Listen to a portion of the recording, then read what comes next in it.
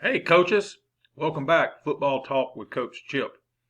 We're going to do part 2 of more zone stuff. I'm going to go back and hit the drill that I finished up with in part 1, which would have been season 2, episode 3. And now we're going to be season 2, episode 4. So if you haven't seen episode 3 or part 1 of this, now may be a good time to go back and hit it.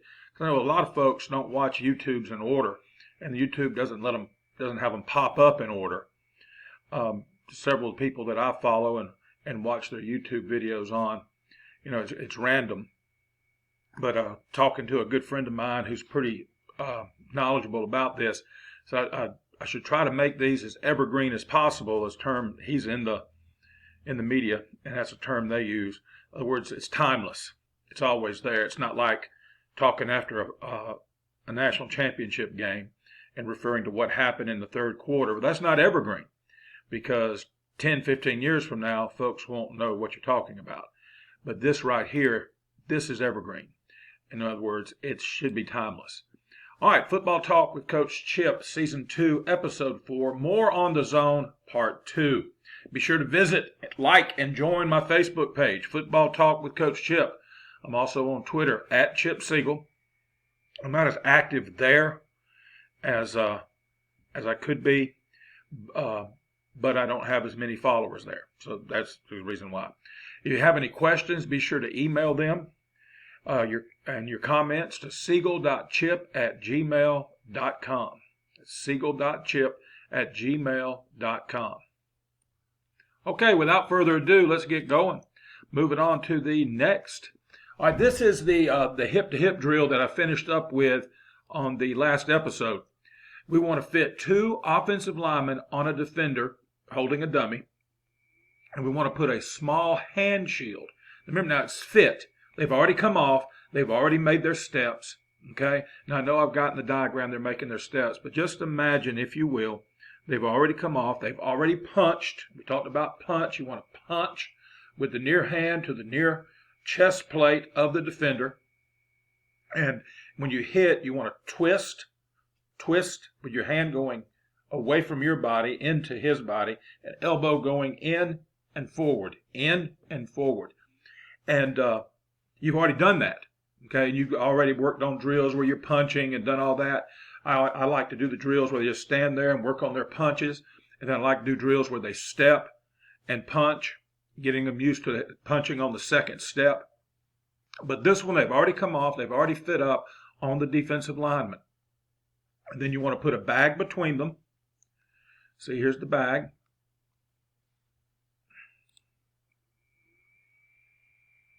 Oops. What did I do? Holy cats, man. I clicked on something and it went to a web page. I didn't know. My fault. All right, you see the bag down here at the bottom, and you want to put that between their hips. And I'm going to fight to keep their hips together. So you can do look how many guys you can have going at one time participating in the drill. Okay, but stress the 2-on, 2-off technique with their eyes up. On this one, you may want to stand back here. Okay, so you can look at them and hold your fingers up. Hold up a 1 or a 2. You don't be doing 3, 4, 5, and all that. Just tell them it's going to be a 1 or a 2.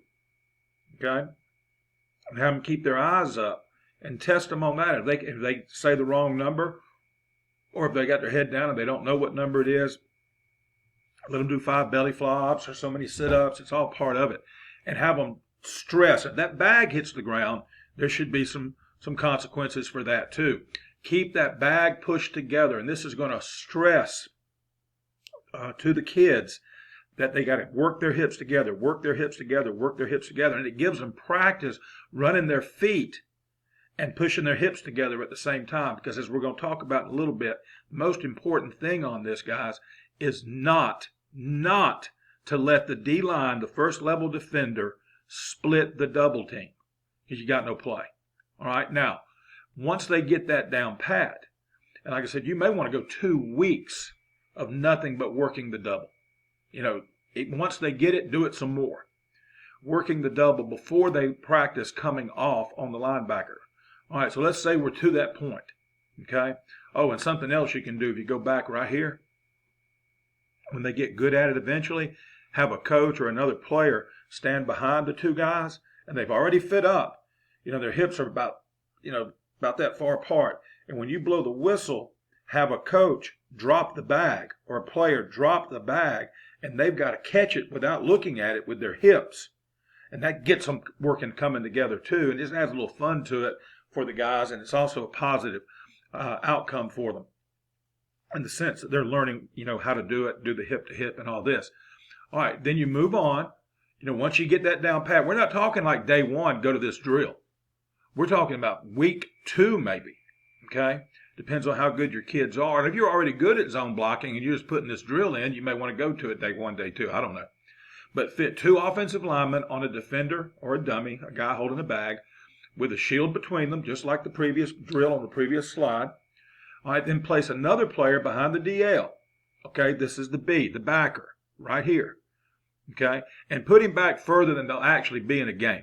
Okay, because this bag's going to get driven. Okay, and try to get those kids that are holding the bags to give some resistance to fight. And try to push between those guys. Have them try to push their bag between their hips and try to separate them so they get that feel too. But we place this other player back here, and you will tell that kid which direction to go. Go left, go right, go left, go right. And they have to keep their 2 hands on, 2 hands off, with their 4 eyes up, each of them's eyes up, looking at the backer. So whichever way they come off. And then there's another drill you can do similar to this. Just have a guy on a bag and just know they're coming off and know which direction they're coming off in, just to practice fitting up. Because let me tell you something about offensive linemen and backers. And you'll see this a lot on your gap schemes too. They're going to try to wipe them out, especially if that backer's not looking. So a good drill to do is kind of like a stalk. And kind of visit with your wide receiver coach, O-line coach, if you've never done this before, and just find out, some coaching points from him about how he teaches stalk. Like we teach our kids to come off and break down and let the DB come to them a little bit. Similar situation, but you're in a little bit tighter quarters here.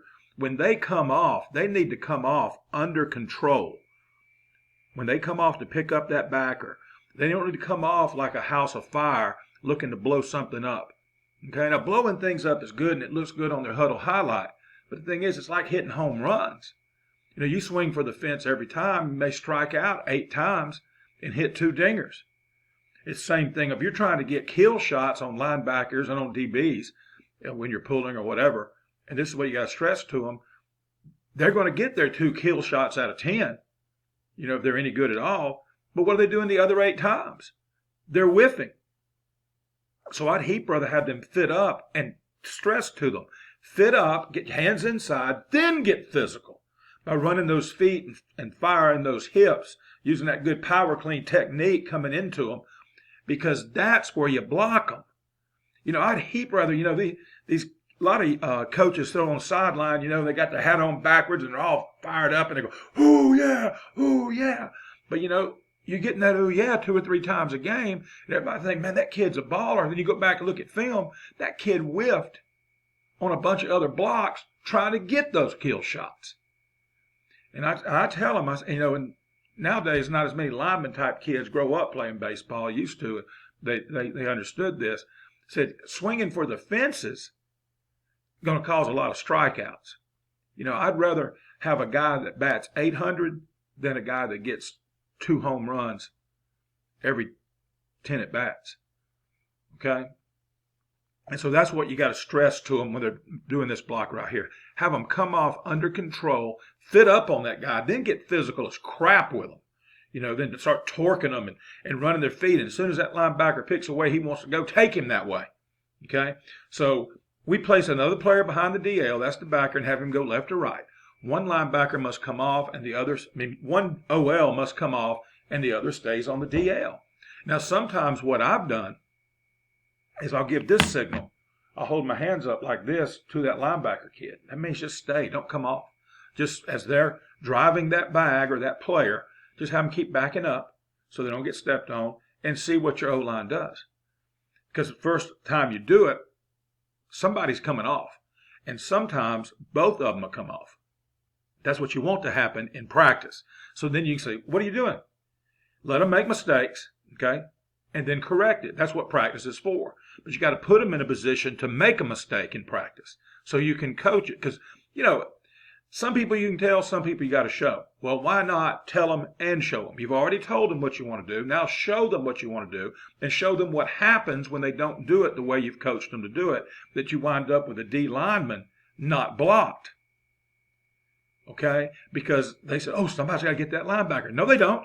If that linebacker doesn't commit, if he doesn't commit to a fit and insert himself into the front, we're not going to block him. We're going to make him either get swallowed up by the double team if he doesn't move one way or the other, or we're going to make him play flat. And when he plays flat, that's when the running back comes in.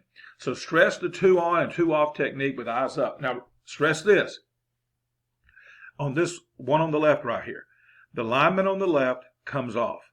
The lineman on the right should then really slide his hands and torque the left side as you look at him of the D lineman and torque that left hip, swing that right there to center up that guy. Okay? Because here's what's going to happen. All right, mark my words, here's what's going to happen. Most young D linemen are like water. Okay? And what I mean by that is they are going to take the path of least resistance. So when this guy leaves, where's this cat going to go? He's going to go where he left from because now there's nobody there to block him. So your other guy, the guy that stays, has got to work in the direction of his buddy, of the buddy that just left him. Okay? And you got to practice that. And you may have to just walk through it to begin with. That's why you should be working on it now. Like I told you before, 10, 15 minutes every day at the end of weightlifting. Okay? If you got a pretty day like today, go outside, right outside the weight room. Do it in the parking lot. If you ain't doing nothing but walking through and stressing to them. So when you go on the field the first time, they've already got an idea what to do. Okay? I used to go over to Auburn all the time because of my location on their first Sunday practice. Usually the Sunday before we started, they'd been going a few days. And I'd watch them bounce around and go from drill to drill and all this. And if you've ever been to a D1 practice, I highly recommend you going. Just because you're talking about, it's better than a 3-ring circus. When I was a kid and the circus had come to town, you'd go, there'd be 3 different things going on at the same time. You're just going back and forth. It's like that insert screen, like this screen right here. Got 2 things going on. They had 3 things going on. But a college football practice, D1, I know. The kids running around know exactly where to go. Well, how do they know that? Because they've gone over it. They've had meeting time. They've gone over it. They knew what to do. And you don't see the coach, the offensive line coach. He just said, hey, just do this drill. All right? And use the same name every time. So when you say, hey, we're going to do the fit and get off drill here, kids know. Kids grab the bags. Kids get in line. They get their partner. They get with the group, because we want them to work together with the kids they're going to be doing it with on Friday night. And so you don't just come out day one and you stand around. You're not a pontificator, coach. I love to talk. Okay? And I'm nonstop talking at practice. But those kids are nonstop moving as I'm talking because we already gone over stuff. You need to go over stuff. And I know you don't have the time with them that the college guys do. But you got to do the best you can. That's why right now, instead, when you get through with the weightlifting, or if you're not the guy, let's say you teach at another school in the system, when you come over, you don't park your butt in the coach's office and sit there and talk. You tell the guys that are running the weight rooms, hey, let me know when you're about to be done. And your kids already know, hey, we're going to be here. And spend 10 or 15 minutes either in a side place where there's nobody around. You don't need a lot of room. Go outside. Okay, your field's right there at your field house, at your locker room. Go right out there and just go over stuff in a casual way, okay, teaching them what the drills are. And that's very important. Okay, I need to move on. All right, now, we do not all step in the same direction the way some zone teams do. This is anathema to some coaches. Right now, some guys say, well, this isn't zone. I don't care what you call it. This is what we do. And I'll be honest with you, we don't call it zone to the kids either. We've got a name for it, and it varies from year to year, from program to program, but we got a name for it. Let's say if the name is Washington, because they were famous for zoning. So we'll just say Washington. All right, let's run Washington left. The kids are going to know this is what they do, the left. I say Redskins right, or Washington right, or whatever it is. Okay, they know that's what they do on this. And I don't say let's run power. I call the name. We're going to use verbiage is very important. Language is very important. Okay? You don't go into a room full of Spanish speakers and start talking to them in German. Okay? And so when you come up with the codes, you come up with nicknames for things, call it that. If you're going to call that first step lead step, call it lead step every time. Second step's your power step, call it power step every time. Don't call it second step. To begin with, you do. But once you teach them the second steps, the power steps, okay, we're going to make contact on the power step. Language is important. So we all don't step in the same direction the way some zone teams do. In the example on the right, we're blocking zone right. Okay, right over here, we're blocking zone right. All right, so that means the aiming point is right here for the running back, the right heel of the center. Well, why isn't he going here? Okay, because we want to make sure we get this guy. Now, his eyes are right here. His eyes are right here. That guy comes over here. He can come off. Now, I talked with a coach this past week, and I had sent him this. He's a good offensive line guy down in South Alabama. And he said, why are you doing that? And I told him, and he said, well, here's what we do. He said, we go ahead and tell him, you know, this scenario here, if this guy comes over here, the backer, then the back's going to bang it right there because he's reading the clear, you know. But we cannot let the nose split the double. Back to that. The center will not take as big a lead step as the left guard will because the nose is shading the center. He's already on him. He can kind of take a neutral step or a lesser lead step. He doesn't have to take the same step. You know, and that's why when you practice your lead steps, have them practice taking long lead steps. Now, if the nose was over here, shading in a 2-eye, or some call it a 1 right here, then he would take the bigger step. And again, keeping his shoulder square, eyes on that backer, because he's responsible for that A-gap. So that guy comes A-gap, boom, he's coming off. All right, in the example on the right, we're still blocking zone right with the center and the left guard, and the center takes a very neutral step, pretty much stepping straight ahead, still stepping with the left foot because you step with the right foot, you're opening up a door, a window for that nose to slip through right here, see? If you step with that right foot right here, a decent nose can get in there. Remember, the aiming point's right here on zone right. That back's coming crossface or coming downhill like this and bending. Okay? And this cat here gets through. We've got trouble. We've got major trouble. We still can't let the nose split the double. Now, the left guard takes a really big lead step, trying to get over there, get hip to hip with his buddy, the center. Remember, 4 eyes on the backer. This will probably be this backer here if it's a 3-4. The backer will be right here stacked if it's a 3-3. And that's who they're responsible for. Remember now, they're responsible for the middle backer. There's a straight up, honest middle backer. And if there's not, they're responsible for the first backer play side. First backer play side. These two right here. If he comes here, it's the center. If he comes over here, it's the left guard. And you just practice that using that drill, okay, that we just went over. The center does not need to step right and step away from the left guard's hip. Because if he does, you have a problem. The left guard will take an exaggerated lead step, and this needs mega reps too. All right, now, in the example on the right, we're still blocking zone right, but this time it's the right guard and the right tackle. And the right tackle, he's got a 4-eye. Okay, that's an inside shade. For those of y'all that don't use the same numbering system we do down here, that defensive end is an inside eye of the tackle. We cannot let the DN split the double. And the right guard sure can't let him cross his face. All right. The right tackle does not need to step right and step away from the right guard's hip. So he'll step left. Not a big step. I'm not talking about taking a big, huge step. Notice my line I drew here. Notice the line. It's not a big step. It's just a little bit. It's not even a 45-degree step. Somewhere between 45 and 90. Here's 90. 45 right in here. Between 45 and maybe a 60-degree step. Boom, right there. Okay, then get square with that power step and punch. Eyes right here on that outside backer. Remember, now this is the right guard and right tackle. So he doesn't need to step right and step away, especially if this kid's 2x2, because if he's 2x2, he can come in there. All right, this guy come out. So he needs to do this and see what the cat's doing. The right guard will take the lead step he needs to take to get hip to hip. That's why I say what he needs to take to get hip to hip with his buddy, the right tackle. So the right guard and right tackle are going to come together, right there. When the right guard leaves, the right tackle needs to torque the D in. Okay, just like we worked on a while ago. And get inside, not let that end escape inside. Okay, there you see the right guard coming off, and the right tackle will do that torque technique with that inside arm, work to the inside of the D end, and torque the upper body and the hips working in.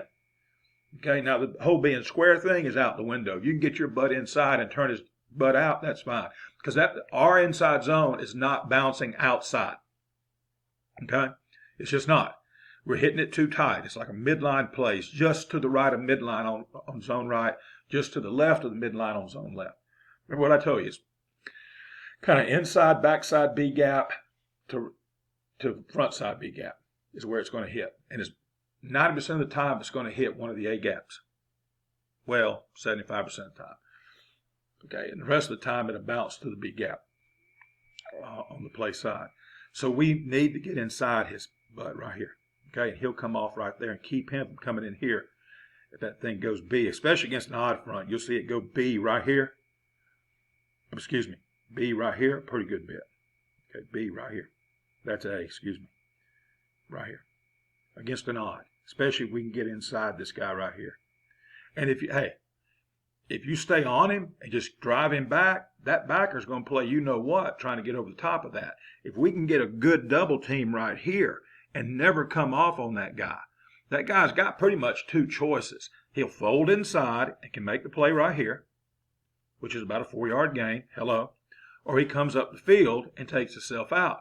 But if we're doubling the crap out of this DN right here, when he comes inside, he's got to run over that hump of 3 bodies right there. Okay? And a good back is going to hit that thing, possibly break a tackle. And if he doesn't, if he's hitting him from the side here, right in here, he's going to fall forward. You're talking about a 5, 6, 7-yard gain maybe. Okay? If your runner's running hard. So, again, mega reps. All right, in the example on the right, we are still blocking zone right here. This is still zone right, and it's still the right guard and right tackle like the previous slide. All right, the right tackle takes a slight inside step with the left foot. Again, it's not big. He's keeping his shoulders square. That power step's coming right in here, that second step, what I call power step, and his eyes are right here, seeing what this cat's doing. All right, we cannot let the DN split the double. Which I love the way you can tell him, O-line guy, just rote repetition, same crap over and over again. Okay? You know, you may not learn it, but it won't be from me lack of saying it. I'm going to tell you what I'm going to teach you. I'm going to show you what I'm going to teach you, and then I'm going to tell you what I just taught you. Okay? The right tackle does not need to step right and step away from the right guard's hip. The right guard will take the lead step he needs to take, and this needs mega reps too. Note, our inside zone hits so tight, the unblocked outside linebacker should not matter if he does not squeeze. Okay? Shouldn't matter. If he runs upfield, he's not a problem. That's a self-block. That's like me at the 3-point line. No need to waste covering me. Just go inside and pack the lane, get ready for the rebound. I'm a self-check. That outside linebacker runs up the field on inside zone. Good deal. Just stay on your double team and double team the crap out of that DN. Okay? All right. Now we're still on the right guard, right tackle, still versus an odd front, but now the outside backers walked up. All right, they're pretty much declaring. And I read this years ago. Before there were analytics, I guess us coaches, football coaches, have always done analytics by saying they do this, so and so. When a guy is on a shoulder, 70-75% of the time, that's the gap he's responsible for. Now, the higher you go up in football, the more that number's different. Because, you know, you're talking about better players in college and better players in the pros, and you would put a guy in a 4-eye and his butt a slice across that that tackle's face. You know, or vice versa, put him outside and he'll slice in. You don't see that much at the high school and below level, even your bigger high schools. I mean, they're still high school kids. All right, so in their inside show, they're pretty much telling you this guy, the DN is going to take that gap. And this guy here he's playing a 5-tech. The backer's walked up and he's playing a 5-tech. If that happens, fan call. Fan call. All right, the coaching point. Tell the OT, the offensive tackle, If he thinks they're coming, to make the call with the offensive guard. If he even thinks they're coming. Okay, we want to be ready for the worst case scenario. If he thinks this is what's about to happen. Okay, if this guy's kind of in between 2 by 2 and walked up and right here, and he thinks they are, hey, we got angles, they're made in heaven, and you want to make that your default. I don't know, but now if he's 2 by 2 and you make that your fan call your default, and that backer comes over the top right there, this tackle ain't going to get him. He's going to have to chase him, and that ain't what we do. We don't chase linebackers. So tell the OT if he thinks they're coming to make the call. That guy's walked up. If that OT says, I can get that guy. I can get that guy. Then make the call. Okay, whatever you want to call it. Florida, I don't care. It's a fan call. Everybody's fan blocking. All right, the OT and the OG will both block out. So there you go. All right, note, coach the OT to release inside the linebacker to prevent him from crossing your face. This is the fan call. All right, you're just going to drive block right guard, going to drive block that DN, which goes along with his rule from the previous video that he's got the first D lineman on his side. All right, and then you got your fan block right there. But tell that tackle to aiming point is inside that backer because that's where he'll hurt us right here. This is still not a problem. If he runs his happy butt up the field, just keep going. You know, double right there, just move on up to a safety because that cat ain't making the play if we're running the thing in here. If we're banging A gap or even B gap, which you should bang A gap if that guy's in a 4-eye. Just like most football plays, we're looking for the bubble in the defense. But that's not a problem, guys. If the outside linebacker is back 2 by 2, refer back to your other slide. The previous slide, they should double the DN with eyes on the outside backer like we saw. Okay? All right, about second level defenders. We do not specifically tell the O-line who will come off. We say this to them. You do not choose to block the linebacker. The linebacker chooses who will block him. It is based on where the linebacker fits. This helps us focus on the down lineman, which is the whole purpose of this, is to get that double at the point of attack. Then as we work vertically, the linebacker's fit tells us who will block him. The linebacker will dictate who's going to block him. Okay, you understand me? Our goal is to come off late on the linebacker, if at all. That's why I said when you do that drill, don't even have a linebacker back there to begin with. And every now and then, revert back to that. Maybe on every Monday, do it with nobody coming off in your ID time. Then on Tuesday, have him coming off. Put the linebacker back there on that drill. In doing this, we ensure movement on the down defender, the DL, okay, the first level cat. We would rather not come off a DL to guarantee we get him than to miss the DL and get the linebacker, like on the drill. When you have the kid that's playing the linebacker, not come off at all, not go one way at all, and see how your guys react to it. Because remember, the primary is the DL. Secondary is the second level. If we don't get the DL, we don't have a play. Running backs have to earn their pregame meal by making a move or breaking a tackle if we don't get the linebacker. But if we get a good double team, we're making the running back's job easier because now he's got space to make a move. He's got a full head of steam to break a tackle because that linebacker's having to play flat. We'd rather not come off a DL to guarantee we get him than to miss the DL and get the linebacker. A blocked linebacker with an unblocked DL is not a good thing. Blocking the second level, the linebacker, does not matter if we do not get the DL secured. I can't stress it enough. Unblocked, I don't know who said this. I heard it from a college guy. I want to say it was McHale. Was at Marshall for a long time and then was at Florida State about 15, 20 years ago, right at the end of Bowden's tenure. Good zone guy. I believe it was him that said unblocked linebackers might make tackles, but unblocked D linemen make tackles for a loss and cause fumbles because they're back there in the backfield in your business. Okay? All right. If we step to the DL instead of the play side linebacker, why we do that? We want to make sure we get the DL. Okay, why do we do that? Make sure we get them. Look, right here we didn't. DL beats him across the face. Quick story. I was coaching in South Alabama about 15 years ago. For some reason, we had the ball inside close to our own goal line. I don't know, can't remember if it was a punt or the defense made a stop or we got a turnover down there. So we're in a bad place. You can't control that. As an offensive coach, you can't control that. So we call zone. Good, safe play, right? All right, this happens. Guy comes through, makes a play in the backfield. 2 points, safety.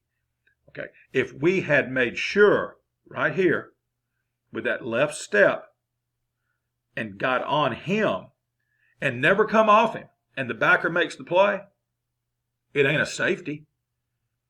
Even if the backer is a bulldog and comes up and makes the play for a 2-yard gain, now we're on the 3-yard line instead of the 1-yard line. And it's 2nd and 8 instead of us kicking off or free kicking from our own 20. And then with 2 points on the board because this kid here had to block the linebacker. Get the nose. You say, well, you can make a call and do that in those situations. Why make a call? Do it all the time. Guys, we're not playing against Dick Butkus. We're not playing against Junior Seau. Okay? We're not. Make those linebackers show you they're a 5-star or 4-star. Make them show you. Make them make a play. I don't know what league you're playing in. You're worried about these backers making plays in the backfield and they're playing 4 and 5 yards deep. Who are these guys? Get those D linemen because you ain't got to be a good D lineman to make that play. Even if we miss the mic, we have a chance. In this diagram, the running back has no chance. And he didn't that night either. 2 points. Wound up losing that game by a touchdown, I believe. I think if we hadn't given up that safety, we probably could have kicked the field goal at the end and tied it. It was like a 5-point game because of that. Here's how we want to do it. Same scenario. Okay? In this one here, if that mic comes, he's going to come off. If he doesn't come, we're going to stay on the double team.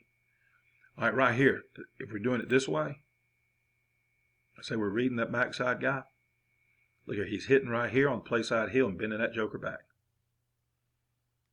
The running back has a chance. Quarterback sees the end come upfield, it's a give all day. Okay, end squeezes, comes flying in here to make the play. Quarterback disconnects and he replaces the end and comes right there. Piece of cake, man. I know it's easy because I can make that read. And I've done it. Not in a game, but practice. I show the kids how to do it.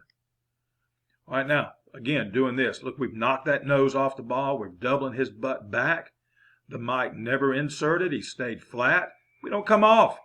Now that joker's going to come here and get caught up playing flat, or he's going to come here and play flat. That back may hit it right here and just keep going, and now you can make a move because you got some space in there because we turned out on the 3-tech over here. And we got some space. Decent little running back, make a move. Maybe break one, make a move, fall forward a little bit more, 5, 6 yards. Good running play. You're not running this thing on 3rd and 8 anyway, right? Boom, right there. Okay? Make the linebackers play flat by making sure you get those first level guys. If the linebacker never commits, then we will not come off. We don't come off the double. We don't choose to block linebackers. Linebackers choose who will block them. All right, let's look at it with a zone read option. Okay? Run read option. You read the end-man line of scrimmage. If he squeezes, keep it. If he sits or runs up the field, give it. These variables come into play here based on your personnel. You know, I've told really athletic quarterbacks, which we were blessed with over in Lynette, and we had an athletic quarterback last year too, but he was more of a thrower, so we read the wheel and threw a lot of RPO off of it. But I tell these quarterbacks that we don't mind running it. It's one of your better runners. Sometimes some teams, the best running back is the quarterback. But just tell him, can the DN tackle you? That's your read. If he can tackle you, give it. If he can't, keep it. Okay, and if that's not working for you, then you go back and make it different. Do what I told you. If he runs upfield or sits, give it. If he squeezes, keep it. Okay? But most quarterbacks, should give unless the DN squeezes. That's the read. Give unless the DN squeezes. Okay? He squeezes, keep. All right, the RPO, and we've talked about this in the show notes and the description at the bottom. There'll be links for you to go back and look at how we do the RPOs. And I'm going to do more on that later on this season too. Look at some different RPOs. All right, in this case, we're reading the wheel. I don't even have the end in there because we're going to just drive block him. All right, read the wheel linebacker. That's the weak inside linebacker. If he plays run, pull it and throw. You're going to have some type of glance or something, a slant. If he sits or drops, give it. Because if he's playing soft, we're good. And these guys are blocking all the stuff we just said. Okay? The left guard and center are not downfield illegally if you pull and throw it right here according to National Federation rules. Now, all my friends in Texas and in Massachusetts, and I don't know of any in Massachusetts that are watching, let me know. Give me a holler if you are. They all play NCAA rules up there, I believe. I know Texas does. Now, you may have a problem because of the way the NCAA calls the downfield. High school football. I still remember the game I learned in my third year. A legend taught me a lesson. Okay, Mac Wood at Elba. And if you're from Alabama, you know who that is. And I was fussing and raising Cain. Okay, I was about a third, fourth year coach. Look at there, the tackle's right beside the guy that just caught the ball. And after the game, the ref told me, he said, Coach, I said, this isn't Saturday or Sunday. He said, in high school, he can be downfield. I said, you lost your mind. And so I went, and that was when I put the rule book in the bathroom, the coach's office. And every day when I had my constitutional, I read some rules. And I became the rule dude on a lot of staffs for a lot of years because I was embarrassed that I didn't know that rule. Because everybody thinks the rules they see on TV are the rules that we play with on Friday night, and they ain't. Okay? So if you have engaged with a block in the expanded neutral zone, when the ball is snapped, you can stay on that block and be right beside the ball when it's caught 15, 20 yards down the field in high school football. Okay, look it up. It's a fact. That's another reason we shouldn't come off. Because if you come off right here, and now the ref sees you in the open field trying to block a linebacker on a pass, okay, that's illegal man downfield all day. And you can't complain about it because it is. He's 4 or 5 yards downfield blocking a linebacker. Stay on the block because if he reads pass and stays back, there's no need to come off. There's no need. He's not playing the run. Okay? If he inserts, if he fits, you come off and get him in here, the ref ain't going to make that call. Even if technically he is downfield, they're not going to make that call. As long as you're not, and a lot of referees will tell you, the umpire, if you're not deeper than the umpire, okay, or at least even with him, you're not downfield. Because remember, when the ball is snapped, if the umpire reads pass, that's the guy that plays with the linebackers, the ref. He'll step up to clear up the middle of the field. Okay, on runs now, he'll step back. Okay, this is right here, this would be a pull and throw all day. All right, now real quick, we're right here at the end. All right, inside zone versus a double eagle or a bear front, depending on who you are and where you're from and how old you are. Remember, I'm an old man. This is how we blocked it. This is what we saw, believe it or not, in the state championship game. All right, to get them all, you have to bring your H or your F into the game to get them all. Okay? But the RPO read will be the mic on this one right here. Because remember, the rule is you're reading the first linebacker inside to the backside. Well, I know he's in the middle, but he's the first linebacker, isn't he? Because that other linebacker is out here if you're 2x2. The other linebacker is out here. Okay, and you got to go to my RPOs, look in the description below and get the link and see what happens right there when that linebacker's out here. But you got 5 to get 5 and you read him, or you got 6 to get 5 and you block him. And that's what we had to do. State championship game, we scored 40-something, 50, close to 50. Okay, and their coach wasn't crazy. You know, he didn't have linebackers. He had a lot of injuries, and he said he was a better team when he put his linemen in there than he was when he put like the third string linebacker because he'd had injuries. And that's what he'd done. Okay. All right, this is what it looks like. You're reading him right here. You're on this kind of slant thing right here. And if he steps up and plays the run, middle rocket, look at there. That's a throw I can make. I can make that throw, okay? All right, so what if they're in man and that backer runs with him and takes it away? This guy's going to push hard up the field for about 3 steps and bend it right here, running an under. He'll be wide, buck naked, wide open. It's the day he was born. That corner ain't going to take it. If they got that corner there taking that away and they got that backer there taking that away, tip your hat. They're better than you are, Hoss. Okay? As I said, we saw this in the state championship game in 2019. All right, that's it. That is Season 2, Episode 4, More Zone Stuff, Part 2. All right, don't forget, our friends at Wright Equipment up in Birmingham, this is not a paid advertisement. They're just good people, y'all. They're good folks up there at Wright Equipment in Birmingham. Leo Wright, Alan Creasy and the bunch. Call them. Okay, they got a website. It's right-equipment.com. Not slash, but dash. Okay, you can Google it, Right Equipment Birmingham. It's going to come up. Good Facebook page, Right Equipment with Coach Alan Creasy, retired football coach, won a state title up in Athens about 15 years ago or so. Athens, Alabama. And he does a good job with them. And he posts a bunch of pictures of weight rooms around the country that have been furnished and supplied and equipped by Right Equipment. And they do a great job. Don't forget, if you're in the West Point, Lynette Valley area, go to Johnny's New York Style Pizza in downtown West Point, Georgia. And if you're looking to relocate to the West Georgia area, call Tammy Pierce Real Estate. Okay? Remember, I'm on Twitter. Coach Chip is on Twitter at Chip Siegel. And be sure to visit, like, and join the Facebook page, the group page, Football Talk with Coach Chip. Hit me up with your emails, with questions, comments, things you think I could do better, things you think that you picked up, or something I didn't explain very well. Okay? It is siegel.chip@gmail.com. Siegel.chip@gmail.com. All right, that's it.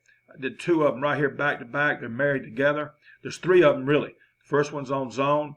The second one is more on zone. And the third one's more on zone. They're all bunched up right there. It's episodes 2, 3, and 4 of season 2. Hey, until next time, don't forget what I always tell you. Be elite.